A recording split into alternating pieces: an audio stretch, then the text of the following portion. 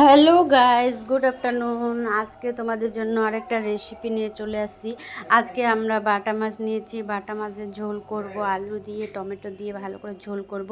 আর আমার শ্বশুরের জন্য সোয়াবিন বানাবো। আমার শ্বশুর বাটা মাছ খায় না, আগের থেকেই খায় না। আমি খাইতে বলি কেন যে খাই না আমি জানি না, কিন্তু বাটা মাছ তো আমার অনেক পছন্দ। তোমাদেরকে আর কী বলবো, বাটা মাছের ঝোল আমাকে অনেক ভালো লাগে, ওই জন্য বাটা মাছটাই নিয়েছি। আমি সব মাছের থেকে আমাকে সব থেকে বেশি মাছ পছন্দ বাটা মাছটাই, ওই জন্য আজকে বাটা মাছ নেওয়া হয়ে গেছে। এখন মাছটা ভালো করে ভাজিয়ে নিলাম শক্ত করে। এখানে টমেটো আলু কাটে রেখেছি, সিদ্ধও করে নিয়েছি আলুটা আগেই। আর এখানে সয়াবিনগুলো ভাজা করতেছি, ওগুলো মাছগুলো ভাজা রেখে দিলাম করে।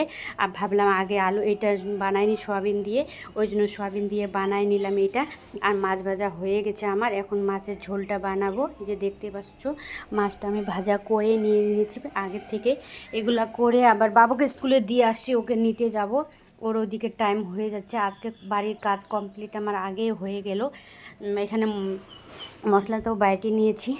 এখন এটা ভালো করে ভাজবো মশলাটা ভাজে তারপরে আমি মাছগুলো দিব। এই যে মশলাটা ভাজে নিলাম, প্রায় অনেকক্ষণ থেকেই ভাজতেছি আমি মশলা ভাজানো হয়ে গেছে, পেঁয়াজের গন্ধটা চলে গেছে, তেল ছাড়িয়ে দিয়েছে। এখন আরেকটু ভাজে জল দিয়ে দিলাম, টমেটো দিয়ে দিলাম। এখন মাছগুলো দিয়ে ভালো করে ফুটাবো।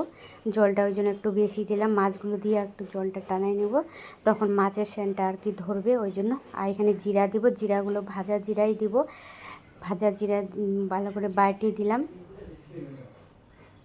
তাহলে আর কি সেন্ট করবে, ওই জন্য আমি ভাজা জিরাটাই দিই, যখনই দিয়ে দিলাম ভাজা। রান্না শেষ। দেখো আজকে কি রান্না করছি, এটা শ্বশুরের, এটা আমাদের। এখান থেকে শেষ, বাই।